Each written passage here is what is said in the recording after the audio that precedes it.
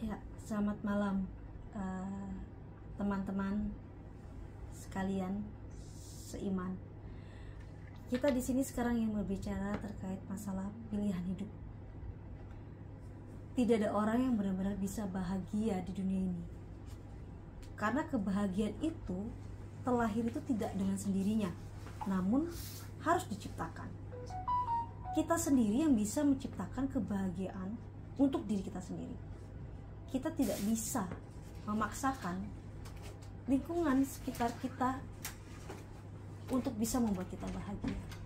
Karena kebahagiaan itu bukan dari luar ke dalam, tapi dari dalam keluar. Seperti dalam halnya, kalau misalkan dalam halnya menyakiti, tidak ada orang bisa menyakitimu jika hatimu itu tidak mengizinkan untuk disakiti. Ini yang sering terjadi oleh beberapa orang yang merasa bahwa aku disakiti olehmu. Aku disakiti olehmu itu hanya karena kamu mengizinkan dirimu untuk sakit.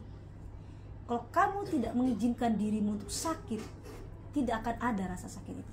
Maka itu pentingnya adalah penyangkalan diri. Bagaimana kamu bisa menyangkal diri?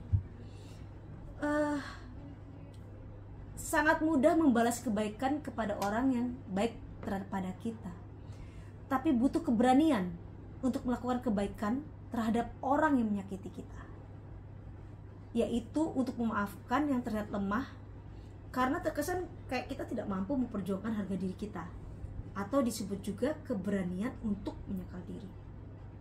Itu benar pilihan di dalam hidupmu, kamu mau atau tidak. Itu kenapa kita sebagai umat Kristiani selalu diajarkan yang namanya free will, memilih. Tuhan tidak memaksa kita harus jadi A atau kita harus jadi B.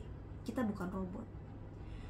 Tuhan memberikan free will kepada kita agar nanti pada saat kita ada di kekalan, Tuhan tidak ingin cinta kita terhadap dirinya itu dibuat-buat atau dipaksakan. Jadi harus dari dalam diri kita yang menyatakan yes, I love you Lord. Apakah itu mudah? Tidak. Itulah pilihan hidup.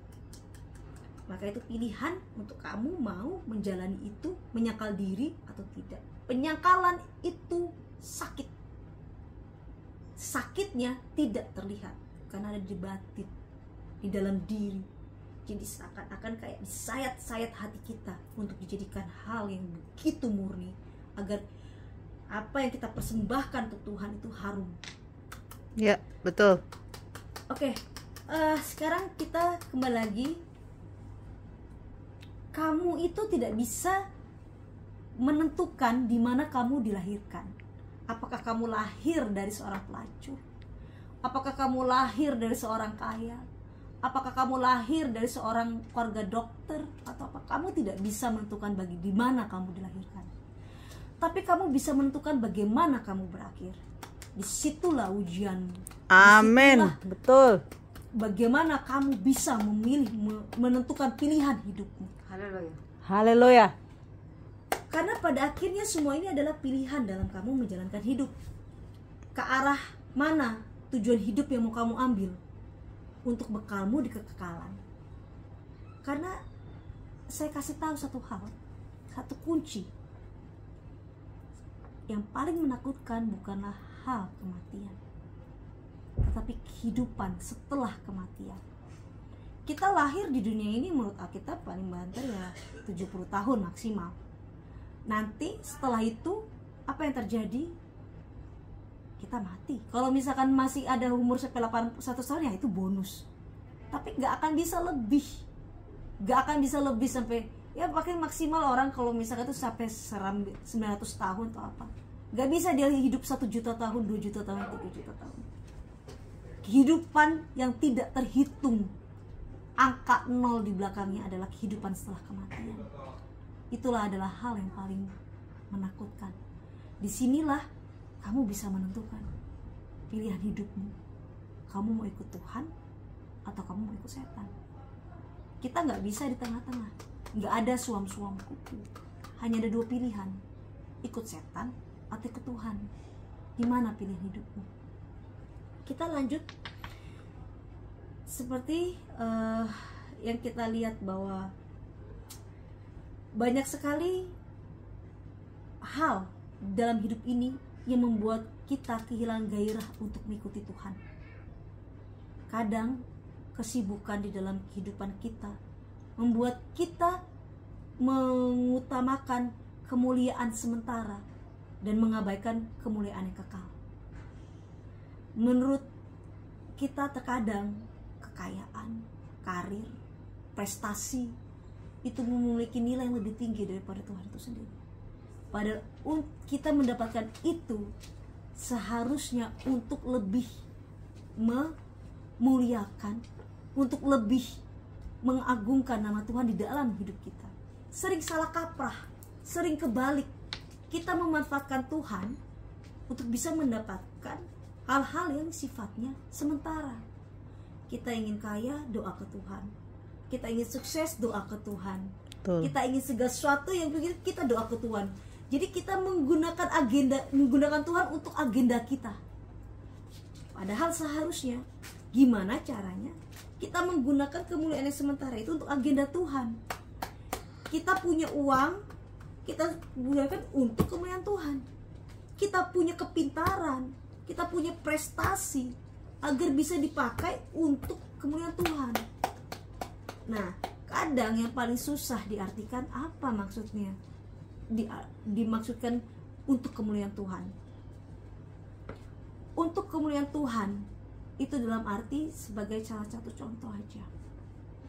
Kita punya kepintaran contohnya di bidang perpajakan. Contoh kita punya bidang di perpajakan. Ilmu yang kita punya, segala yang kita punya, kita pakai untuk apa? Untuk membantu orang yang mungkin kesusahan di bidang itu, menolong orang yang tidak mampu di bidang itu.